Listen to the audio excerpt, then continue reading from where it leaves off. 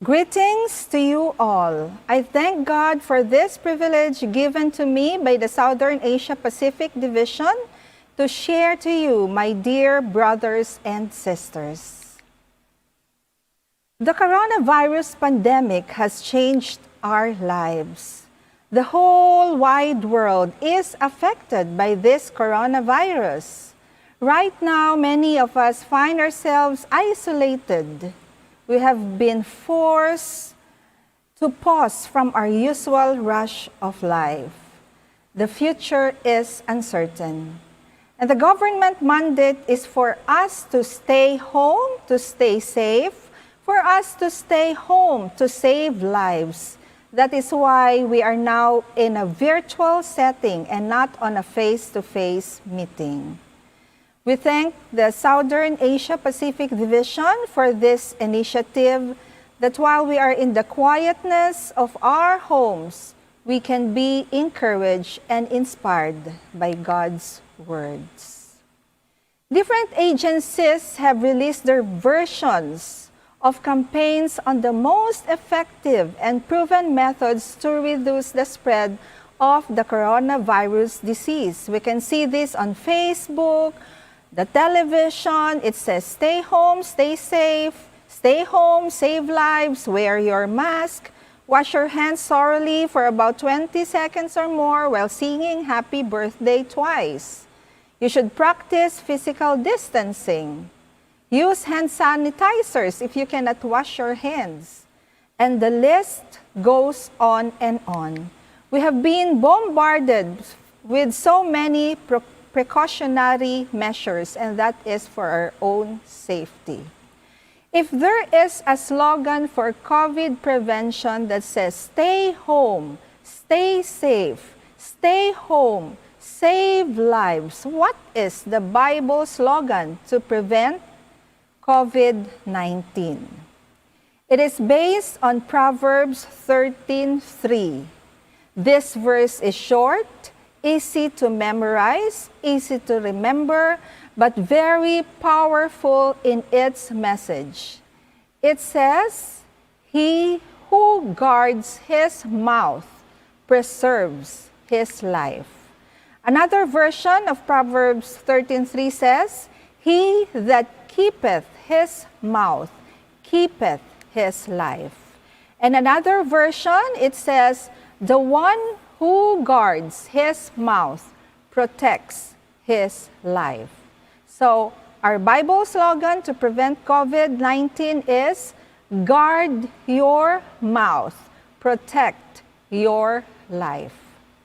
I didn't realize until I have studied about nutrition that this verse does not only refer to what we say, it also refers to what we eat. Because if we will keep our mouth shut from foods that should not be taken in our body, then we will be able to protect our life. If we will guard our mouth, just like as our security guards are guarding our gate, we should also guard our mouths for us to have a healthy, abundant life. Guard your mouth. Protect your life. So remember our Sabbath school song that we used to sing as kids, Oh, be careful, little mouth. In our song it says, what to say. Yes, it is what to say. But the mouth is not only for speaking, it is also for eating. So this is also true to what we eat. So, oh, be careful, little mouth, what you eat. Can we sing the song? So it will help us remember. Oh, be careful, little mouth, what you eat. Oh, be careful, little mouth, what you eat. For the Father up above, He is looking down with love. Oh, be careful, little mouth, what you eat. So why do we have to take care of our mouth? What is happening today? Do you know that today Death does not only come from dangerous places, from secluded places, from dark places, or it does not only happen because of an infection, because death happens right in our own kitchen, the very source and center of our meals. We say we eat to live. Yes, there are foods that heal us, but there are also foods that kill us. That's why it is said that we are digging our own grave with our knife and fork. Our way of life is killing us. Even in the 1880s, this is from the Testimonies, Volume 4 by Ellen G. White. She says, and she wrote in the book Testimonies, if it was relevant in those days, it is even more relevant in our situation today. Let us read together. Many of our ministers are digging their graves with their teeth. It's not even with a knife and fork, but it is with our own teeth. The system in taking care of the burden placed upon the digestive organs suffers, and a severe draft is made upon the brain. For every offense committed against the laws of health, the transgressor must pay the penalty in his own body. So does diet have a role in helping fight the coronavirus? We are aware that nutrition is linked to immunity and to the risk and severity of infections. Therefore, it is very important for us to pay attention to our diet and nutritional status during the COVID-19 pandemic and always. People with pre-existing non-communicable diseases, those with diabetes, hypertension, respiratory diseases, cancer, they are more vulnerable to becoming severely ill with this virus. The WHO has released an information note for COVID-19 and NCDs because people with pre-existing conditions, just like what I have mentioned, appear to be more susceptible to becoming severely ill with the virus. And included in the WHO, or the World Health Organization information note, is a portion about healthy lifestyle. Why is a healthy lifestyle important in the COVID times? What are the components of a healthy lifestyle? It says, a healthy lifestyle will make all bodily functions work better, including immunity. So that is what we need at this time of the COVID-19 pandemic. Our body function should work better. We should boost our immune system. So, what are the components of a healthy lifestyle? One of the components is eating healthy diets with plenty of fruits and vegetables. That is an important component of a healthy lifestyle. So, indeed, consuming a healthy diet is always desirable.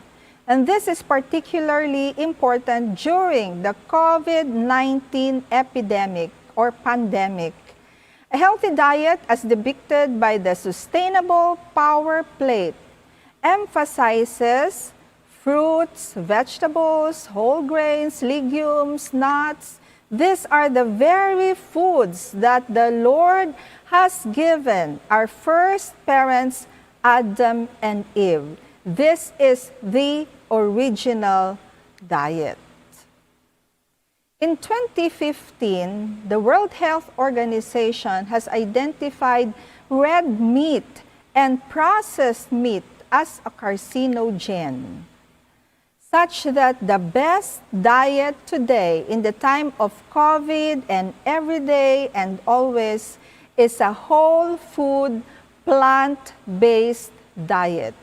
Such a diet can provide all the necessary nutrients one needs. A plant-based, whole foods diet can boost our immune system and fight infections. As one nutritionist has said, she said, "The biggest trend I see is back to the basics approach, getting away from highly processed foods and back to whole foods."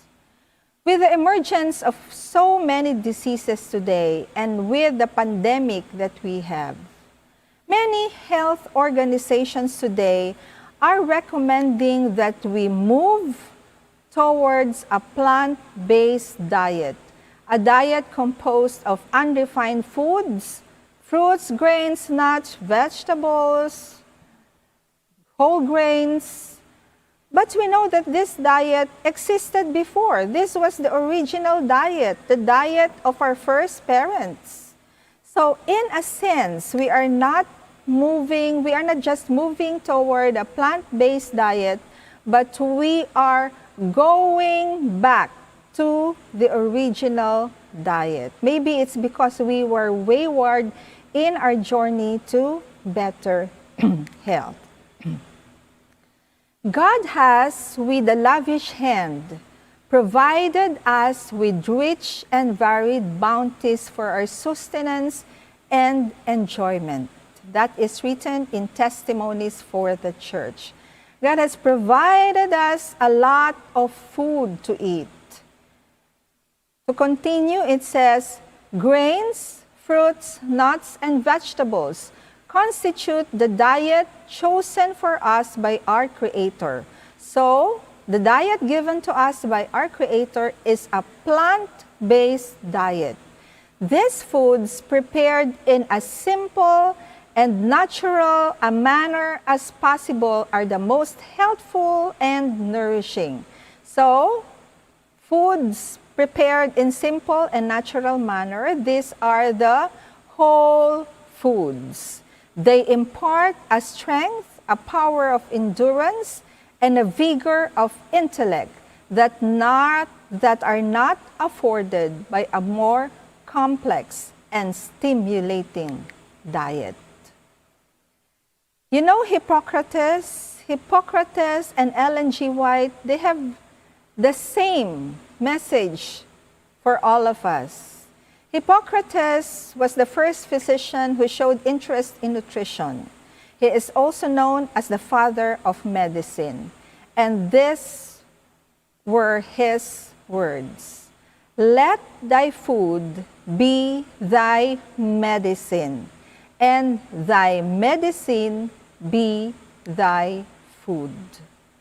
I would like to share with you some key ideas. There are 3 key ideas that I would like to share at this time, and how this is supported by our health message.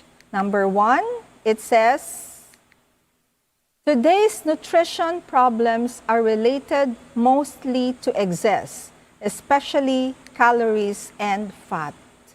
And what does Ellen G. White has to say? In Christian Temperance and Bible Hygiene, she said, our danger is not from scarcity. So our danger is not from the lack of food, but from abundance. Our danger is from excessive food, too much food. We are constantly tempted to excess. To read further, Testimonies, Volume 2, it says, overeating has a worse effect upon the system than overworking. Imagine there is even a worse thing than overworking. We thought that overworking is really bad for us. But overeating has an even worse effect. The energies of the soul are more effectually prostrated by intemperance, in eating than by intemperate working. Number 2 key ideas, it says, lifestyle change has been shown to be an effective means of reducing the incidence of disease. So how do we reduce the incidence of disease? It is through lifestyle change. And Ellen G. White also has something to say about lifestyle change. She said, change your course of living, and very specific, your eating, your drinking, and your working. While you pursue the course you have been following for years, you cannot clearly discern sacred and eternal things. Your sensibilities are blunted, and your intellect beclouded.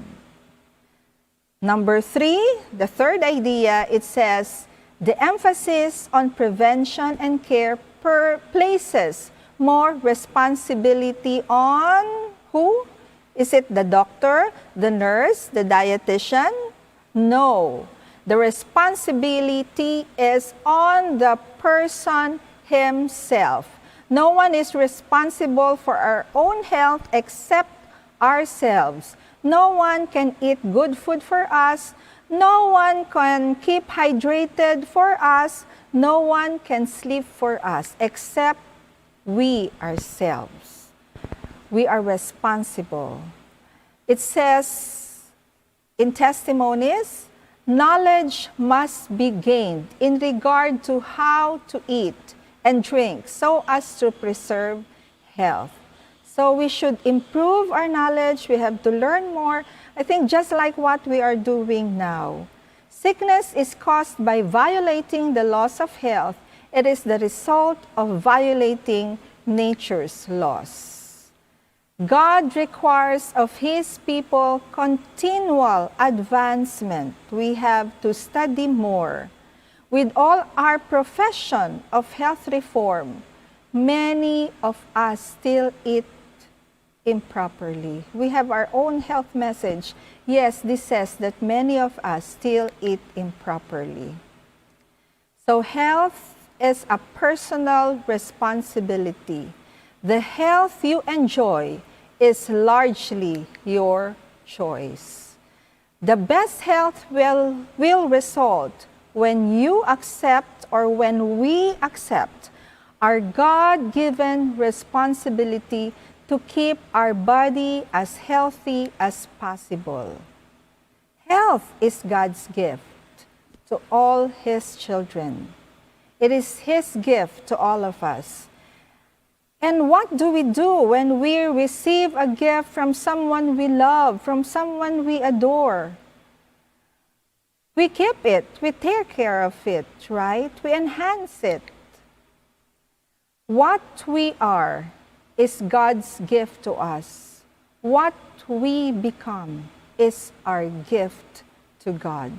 Or each new day is God's gift to you, God's gift to us. What we do with it is our gift to our God. Remember that self-care is a divine responsibility. So God has given us an abundance of food, diverse in colors, different shapes, different tastes, for all of us to enjoy. Because of His love and concern, He has provided us a pharmacy to strengthen our bodies, to boost our immune system, and to make us grow, and glow. So as apostles wish for His people, I know it is also God's desire for us to prosper and be in health, to enjoy life at its best. That's why He gave us a pharmacy.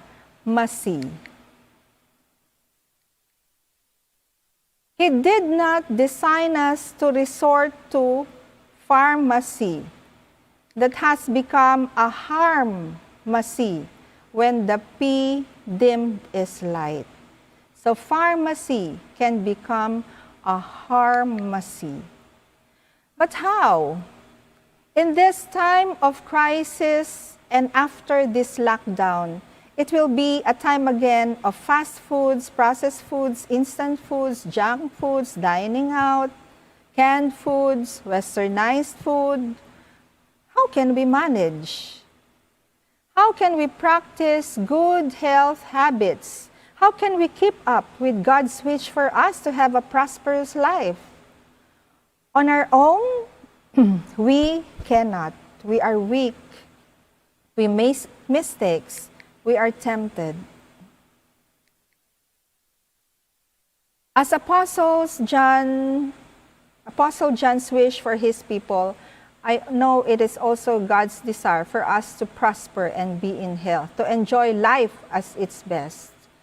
So how can we keep up with God's wish for us to have a prosperous life?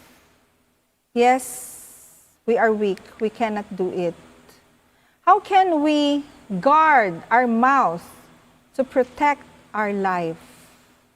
As our Bible slogan says, guard our mouth, protect our life. That's why I have my most favorite text in the Bible that strengthens my faith and makes me conquer. I hope you will also hold on to it. It is found in Philippians 4:13. It says, I can do all things through whom? Through Christ who strengthens me. Claim this, my dear brothers and sisters. Claim this, my dear friends. We can do all things through Christ who strengthens us. Yes, we can. Yes, I can. Because God is our source of stability, our source of health, our source of hope, and He is our salvation.